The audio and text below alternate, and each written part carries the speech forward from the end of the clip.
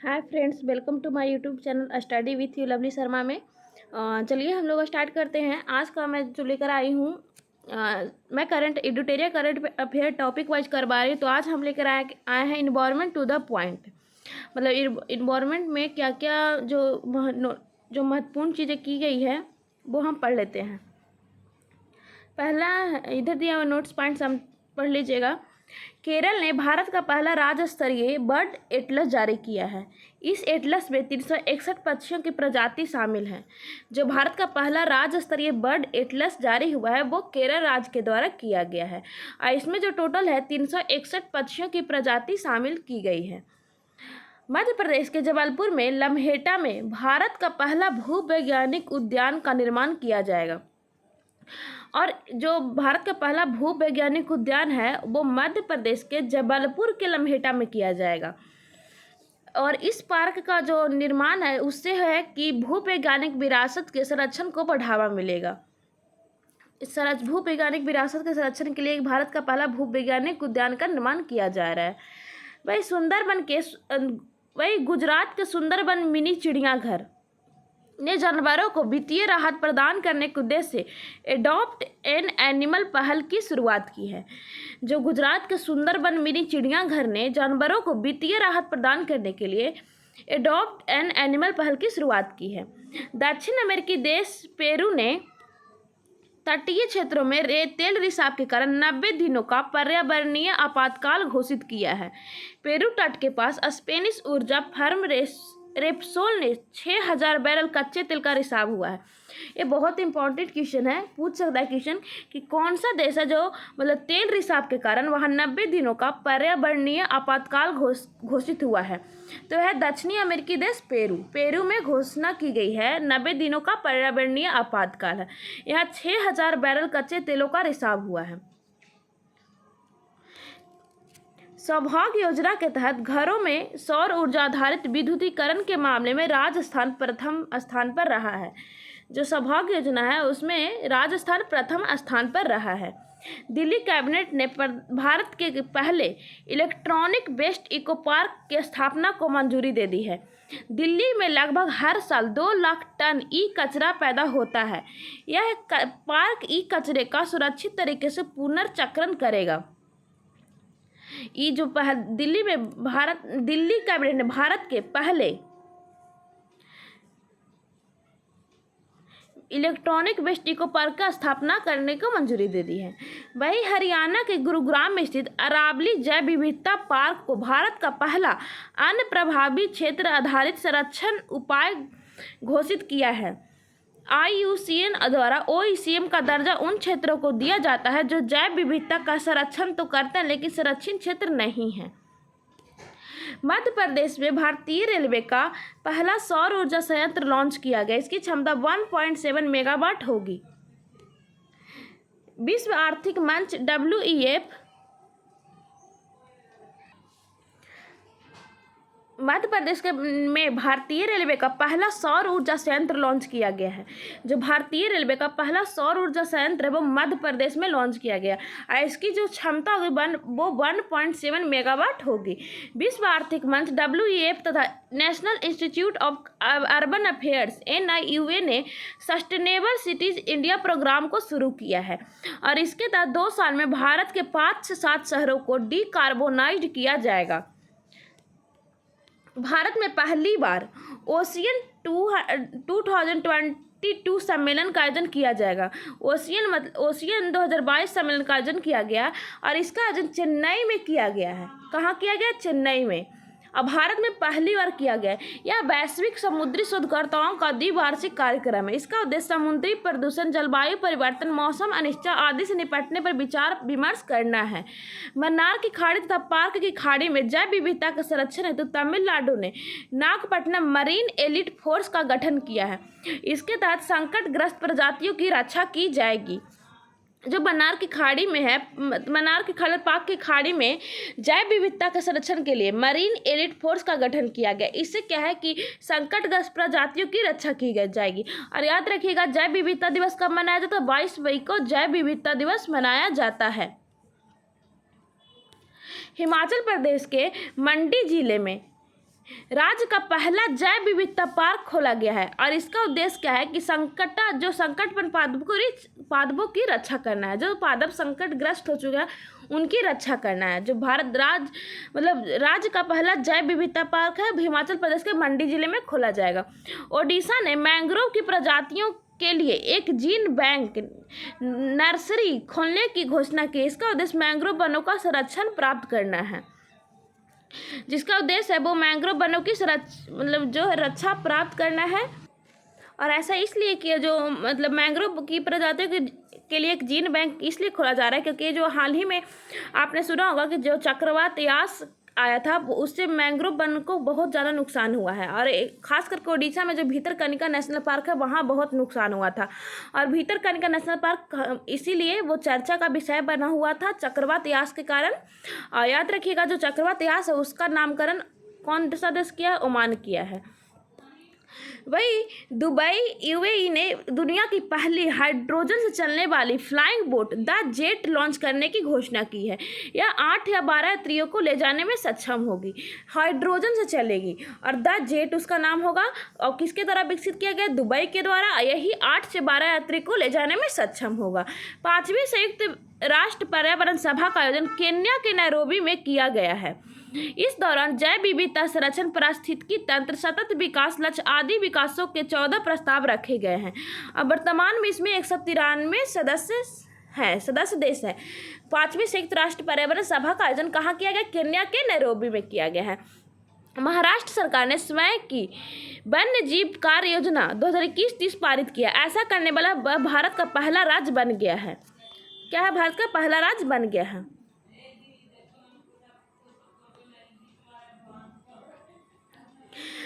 महाराष्ट्र सरकार ने नागपुर में भारत की पहली वन्य जीव डीएनए परीक्षण प्रयोगशाला का उद्घाटन किया। इससे वन्य जीव तस्करी को रोकने में मदद होगी। जो महाराष्ट्र सरकार ने नागपुर में वन्य जीव डीएनए परीक्षण प्रयोगशाला का उद्घाटन किया है। उत्तराखंड के नैनीताल जिले में भारत के सबसे बड़े सुगंधित उद्यान का उद्घाटन किया गया है। वर्ष 2022 में COP27 के संयुक्त राष्ट्र जलवायु परिवर्तन सम्मेलन की मेजबानी मिस्र अफ्रीकी देश है उसके द्वारा की जाएगी। COP27 2022 में संयुक्त राष्ट्र जलवायु परिवर्तन सम्मेलन की मेजबानी मिस्र के द्वारा किया जाएगा। COP28 2023 की मेजबानी यूएई किसको सौंपी गई है। समुद्री जलस्तर बढ़ने के कारण दक्षिण कोरिया में दुनिया का पहला तैरता हुआ शहर का निर्माण किया जा रहा है जो 2025 तक पूरा हो सकता है। दुनिया का पहला तैरता हुआ शहर कहाँ? वो भी किया जा रहा है दक्षिण कोरिया में।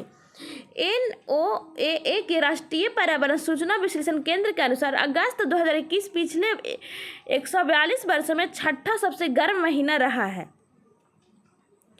वही 2 अक्टूबर से 8 अक्टूबर 2021 के मध्य जम्मू कश्मीर केंद्र शासित प्रदेश ने वन्य जीव सप्ताह 2021 मनाया।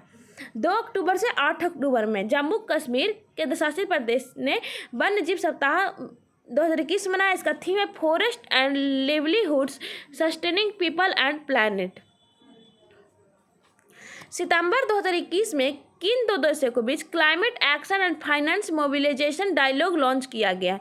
तो यह भारत और अमेरिका के बीच। भारत की तरफ से पर्यावरण मंत्री भूपेंद्र यादव ने हिस्सा लिया था। हवा से CO2 को सोखने वाला दुनिया का सबसे बड़ा प्लांट कहाँ शुरू किया गया? वह है आइसलैंड में शुरू किया जा रहा है जो हवा से CO2 को सोख लेगा। राष्ट्रीय स्वच्छ वायु कार्यक्रम की प्रगति को ट्रैक के लिए भारत के पर्यावरण मंत्री भूपेंद्र यादव ने किस पोर्टल को लॉन्च किया है?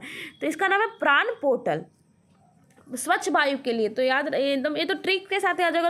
तो वायु नहीं रहेगा तो हम लोग का प्राण नहीं रहेगा। तो स्वच्छ वायु की प्रगति के लिए प्राण पोर्टल लॉन्च किया गया। हमारे भारत के पर्यावरण मंत्री को ने भूपेंद्र यादव के द्वारा लॉन्च किया गया।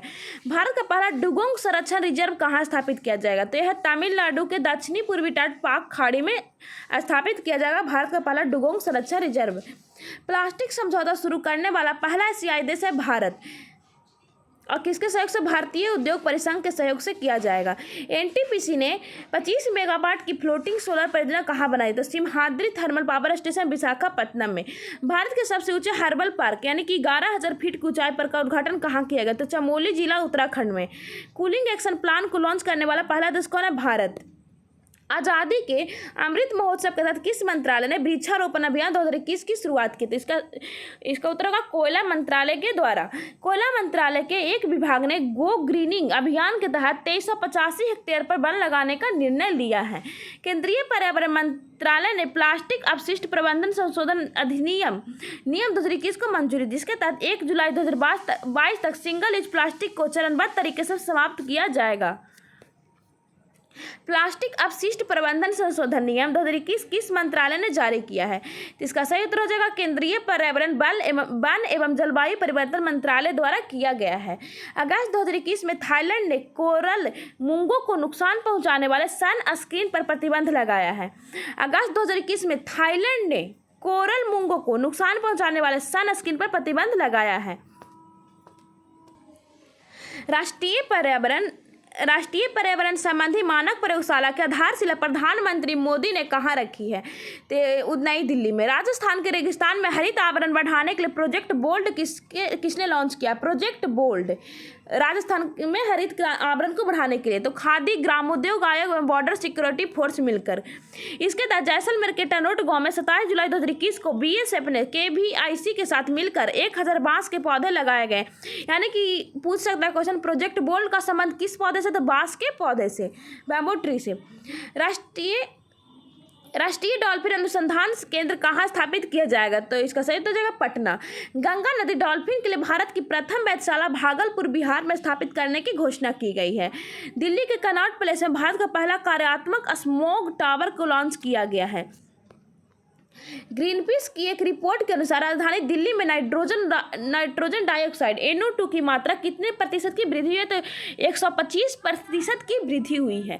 स्टेट ऑफ एनवायरनमेंट रिपोर्ट 2021 किस संस्था ने जारी किया है? स्टेट ऑफ एनवायरनमेंट 2021 रिपोर्ट किस संस्था ने जारी किया? तो centre for science and environment CSE के द्वारा जारी किया गया है। इस रिपोर्ट के अनुसार कोविड-19 के कारण विश्व में 115 मिलियन से अधिक लोग गरीबी की चपेट में आ गए हैं। 500 मिलियन से अधिक बच्चों को कोविड-19 की महामारी के चलते शिक्षा से दूर होना पड़ा है। Making peace with nature report किस संस्था द्वारा जारी किया गया है? Making peace with nature report तो संयुक्त राष्ट्र पर्यावरण कार्यक्रम के द्वारा जारी किया गया। भारत 2021 से 2025 तक पवन ऊर्जा की कितनी क्षमता स्थापित करेगा? तो 20 gigawatt. Global wind energy council की रिपोर्ट के अनुसार भारत 2021 से 2025 तक पवन ऊर्जा की कितनी क्षमता स्थापित करेगा? तो 20 gigawatt. Global wind energy council की रिपोर्ट के अनुसार इसका जो है भारत 2021 में से 2025 तक पवन ऊर्जा कितनी क्षमता स्थापित करेगा? तो इसका सही उत्तर हो जाएगा 20 गीगावाट। और एक इसके अनुसार ये रिपोर्ट है, तो global wind energy council GWEC के अनुसार ये रिपोर्ट दिया गया है। वही 67वें राष्ट्रीय फिल्म पुरस्कार 2021 में पर्यावरण संरक्षण श्रेणी में किस फिल्म को सर्वश्रेष्ठ फिल्म का पुरस्कार मिला है? तो वाटर ब्यूरियल फिल्म जो है इसको सर्वश्रेष्ठ फिल्म का पुरस्कार मिला है। जून 2021 में जारी पर्यावरण स्थिति रिपोर्ट 2021 के अनुसार भारत का स्थान कितना है? तो इसका सही उत्तर हो जाएगा 117। भारत का स्थान है 117। पर्यावरण स्थिति रिपोर्ट 2021 के अनुसार भारत का जो स्थान है 117 है। यह रैंकिंग संयुक्त राष्ट्र के 17 सतत विकास लक्ष्यों के आधार पर किया गया है। विश्व पर्यावरण दिवस 2021 पर प्रधानमंत्री नरेंद्र मोदी ने पुणे में एक पायलट परियोजना के तहत 3 E100 इथेनॉल वितरण स्टेशनों का उद्घाटन किया है। विश्व पर्यावरण दिवस 2021 के अनुसार जून 2021 में जारी किए अध्ययन के अनुसार विश्व में सबसे ज़्यादा किस्म की तितली का घर कहाँ है? तो कोलंबिया में। भारत के किस राज्य में तीनों प्रजातियों के मगरमच्छ पाए जाते हैं? तो ओडिशा में। इसका सही उत्तर होगा ओडिशा। किस संस्थान ने ग्रेट बैरियर रीफ को खतरे की सूची में डालने की सिफारिश की है? तो यूनेस्को की एक समिति के द्वारा। याद रखिएगा ग्रेट बैरियर रीफ कहाँ है? तो ऑस्ट्रेलिया में है। यूनेस्को के द्वारा इसको ग्रेट बैरियर रीफ को खतरे की सूची में डालने की सिफारिश की गई है। भारत का पहला परागकण पार्क पॉलिनेटर पार्क किस राज्य में खोला गया है? तो यह है नैनीताल उत्तराखंड में। भारत के किस बांध पर 600 मेगावाट की फ्लोटिंग और सौर परियोजना का निर्माण किया जा रहा है? तो इसका सही उत्तर हो जाएगा ओंकारेश्वर बांध मध्य प्रदेश में किया जा रहा है। किस नगर निगम ने बढ़ते प्रदूषण को देखते हुए थैला बैग की शुरुआत की है? इसका सही उत्तर हो जाएगा लखनऊ नगर निगम। लक्षद्वीप में अटल पर्यावरण भवन का उद्घाटन किया गया। अटल, यह बहुत इंपॉर्टेंट क्वेश्चन है। अटल पर्यावरण भवन का उद्घाटन कहाँ किया गया? तो लक्षद्वीप में किया गया। पर्यावरण अनुकूल खादी प्राकृतिक पेंट को किसने लॉन्च किया? तो नितिन गडकरी द्वारा लॉन्च किया गया है।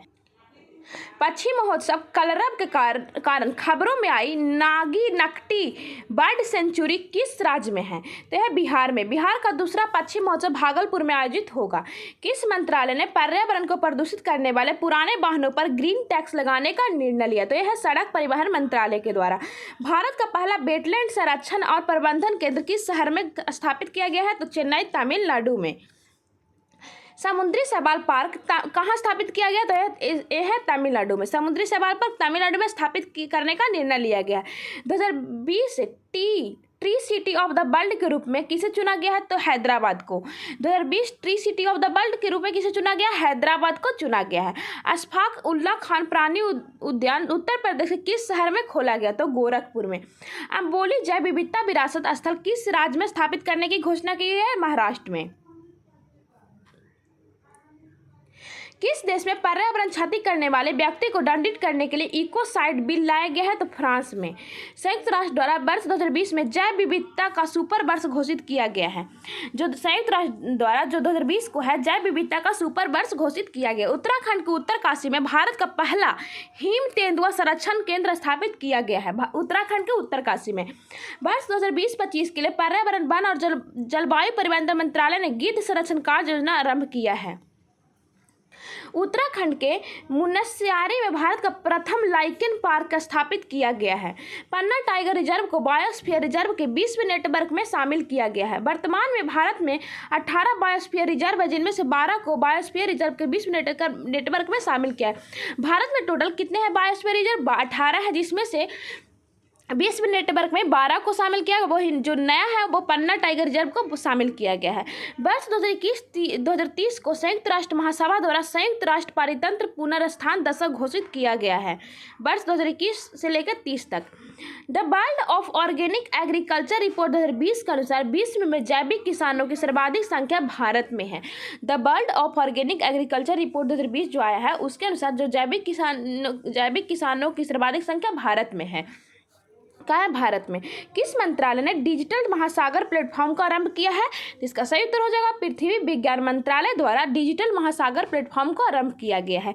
विश्व जल दिवस 2021 के अवसर पर जल शक्ति मंत्रालय के राष्ट्रीय जल मिशन द्वारा कैच द रेन अभियान प्रारंभ किया गया है। कैच द रेन किसके द्वारा? भारत के राष्ट्रपति हैं जो रामनाथ कोविंद के द्वारा कैच द रेन विश्व जल दिवस 2021 के अवसर पर शुरू किया गया है और यह अभियान 22 मार्च 2021 से 30 नवंबर 2021 तक संचालित किया गया है। इसका टैगलाइन है वर्षा के जल का संचयन जहां भी हो जब भी हो। 22 मार्च 2021 को केन बेतवा लिंक प्रोजेक्ट पर किसके मध्य समझौता हुआ? तो इसका सही उत्तर जल शक्ति मंत्रालय में मध्य प्रदेश एवं उत्तर प्रदेश के द्वारा समझौता किया गया है। वर्ष 2021 से 2026 के लिए बाढ़ प्रबंधन रणनीति पर रिपोर्ट किसने प्रसारित की है? तो नीति आयोग ने। भारत का पहला क्रिप्टोगेमिक गार्डन कहाँ खोला गया? तो उत्तराखंड में। भारत का पहला थंडर रिसर्च परीक्षण कहाँ स्थापित किया जाएगा? तो ओडिशा। वर्ष 2023 को संयुक्त राष्ट्र महासभा ने मोटे अनाजों का अंतर्राष्ट्रीय वर्ष घोषित किया गया है। 2023 को है जो संयुक्त राष्ट्र महासभा द्वारा मोटे अनाजों का अंतर्राष्ट्रीय वर्ष घोषित किया। यह प्रस्ताव भारत की तरफ से किया गया था, जिसे संयुक्त राष्ट्र महासभा द्वारा स्वीकार किया गया।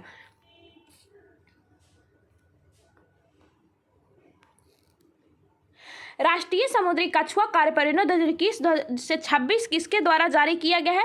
तो पर्यावरण, वन और जलवायु मंत्रालय द्वारा राष्ट्रीय समुद्री कछुआ कार्य योजना शुरू किया गया। इंडिया एनर्जी आउटलुक रिपोर्ट 2021 किसके द्वारा जारी किया गया? तो इंटरनेशनल एनर्जी एजेंसी IEA के द्वारा जारी किया गया है। India energy outlook report 2021। इस रिपोर्ट के अनुसार भारत अगले दशक तक विश्व का तीसरा सबसे बड़ा ऊर्जा खपत करने वाला देश होगा। भारत की पहली भूतापीय क्षेत्र विकास परियोजना की स्थापना कहाँ की गई है? तो लेह लद्दाख में। भारत वन्य जीव अपराध नियंत्रण ब्यूरो WCCB को एशिया पर्यावरण परिवर्तन पुरस्कार 2020 से UNEP से सम्मानित किया गया है। विकासशील देशों में जलवायु क्षति को सीमित करने के लिए अनुकूलन अंतराल रिपोर्ट का 5वां संस्करण किसने जारी किया है? तो ये संयुक्त राष्ट्र पर्यावरण कार्यक्रम UNEP द्वारा जारी किया गया है। जलवायु अनुकूलन शिखर सम्मेलन 2021 किसकी मेजबानी में वर्चुअल रूप से आयोजित की गई? तो नीदरलैंड। शहरी क्षेत्र में सामुदायिक वन संसाधन अधिकारों को मान्यता देने वाला भारत का पहला राज्य छत्तीसगढ़। किस शहर में भारत का पहला जेंडर पार्क खोला गया? तो यह कोझिकोड केरल में खोला गया है। भारत का पहला इंडोर स्कीर पार्क कहाँ खोला गया? तो कुफरी हिमाचल प्रदेश में खोला गया है। भारत के पहले वेनेडियम आधारित हरित सौर ऊर्जा संयंत्र 56 kVA का उद्घाटन किया गया। तो कहाँ किया गया? सिक्किम में। विश्व के पहले प्लेटिपस अभयारण्य का निर्माण कौन सा देश कर रहा है? तो ऑस्ट्रेलिया। आप लोग को अगर वीडियो पसंद आए तो प्लीज़ वीडियो को लाइक कीजिए, शेयर कीजिए एंड चैनल को सब्सक्राइब कर लीजिए।